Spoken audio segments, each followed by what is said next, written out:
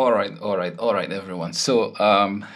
Today I am going to talk about something very simple, but at the same time, it carries a lot of weight, in terms of where Africa needs to be versus where we are right now, right? The topic of, today's video is the next global tech leaders should emerge from Africa.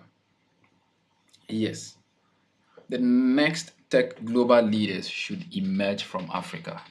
And the question is why? Africa has all the resources.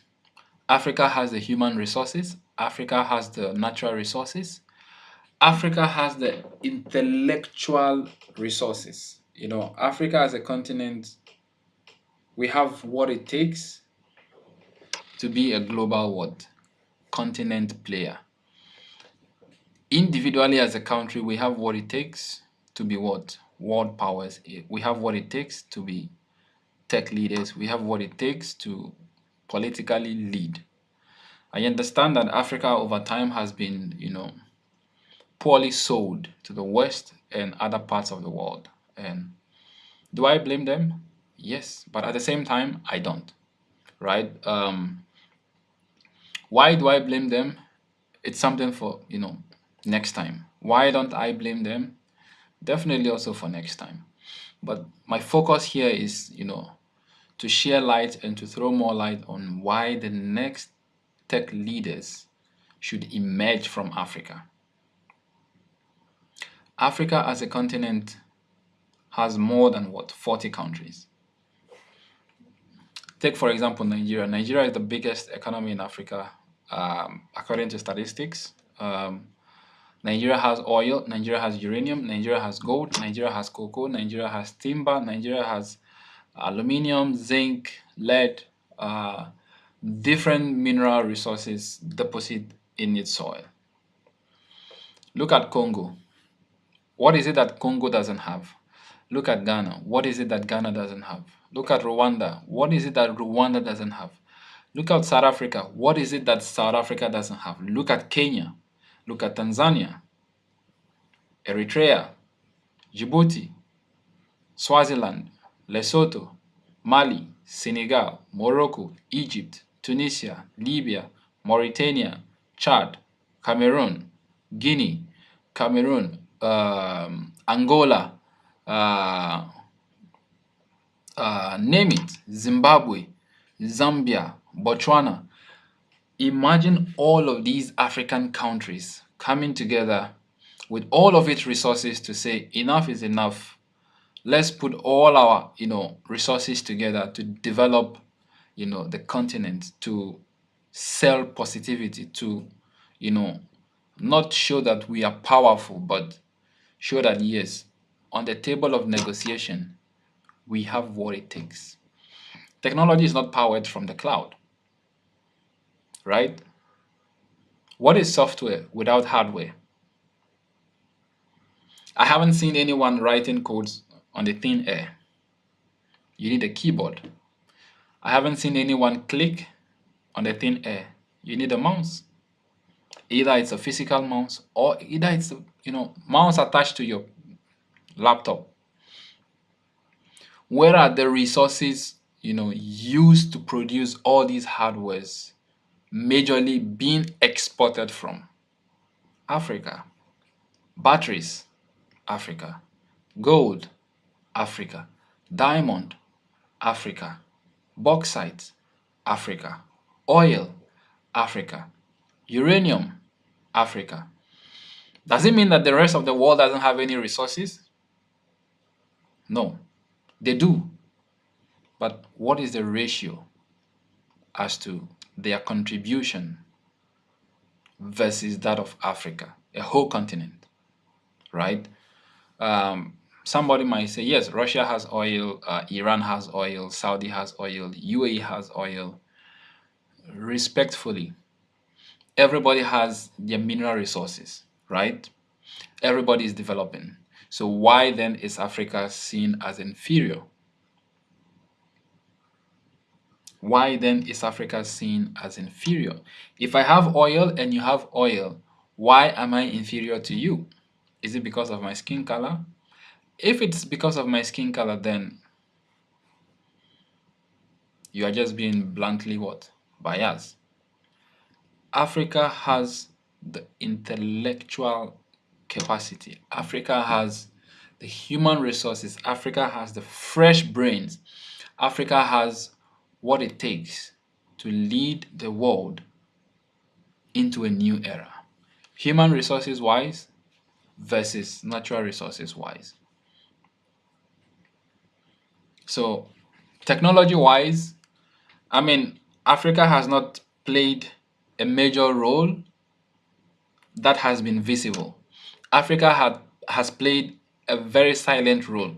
If you look at a lot of inventors, in the 80s, 70s, 60s, 40s, 50s, there were loads and loads of black inventors. Even till date, there are lots of black inventors cut across in Africa, Europe, America, who are not given the proper credit that they deserve to, simply because they are of a different skin color.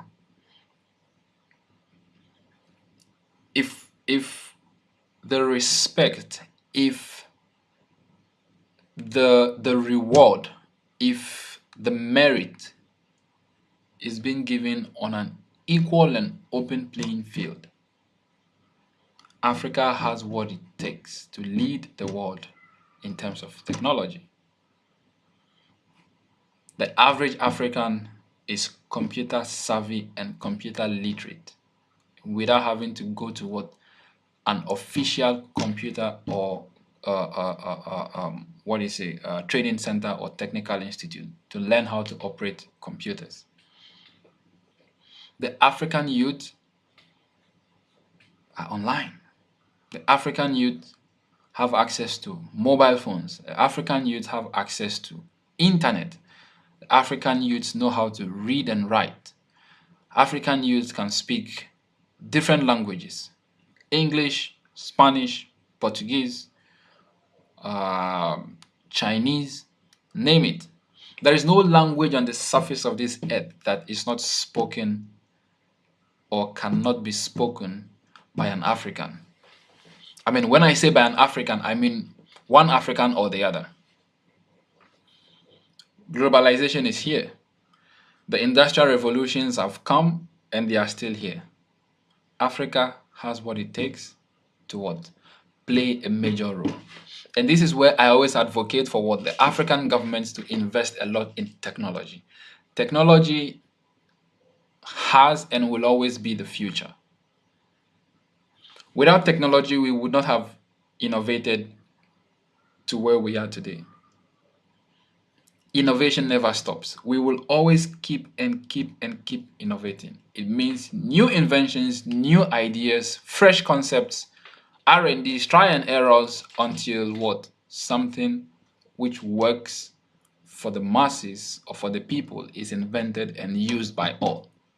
So investing in development by African government should be a necessity. The youth on ourselves, we cannot do it all alone. Not that we are not putting in efforts. African youths are putting in a lot of efforts.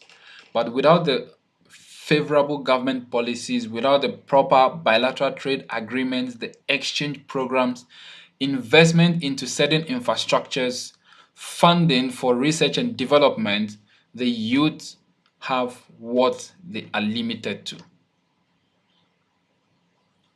SpaceX, NASA, these are all funded by the government. Even if they are not fully funded by the government, they have the support of the government. A lot of big fintech organizations are funded by a lot of what? Governments, especially those who are from the US, Europe, and the rest, right? So instead of investing in technology, instead of investing in R&D, we find a lot of African presidents, African government and leaders sitting down for what? Foreign countries to come and acquire critical and important local assets. This has to stop happening in Africa. This has to stop because the time has come where we need to innovate. We need to move forward. As a continent, there is a lot that we are capable of. And that capability should be harnessed through proper investment in technology.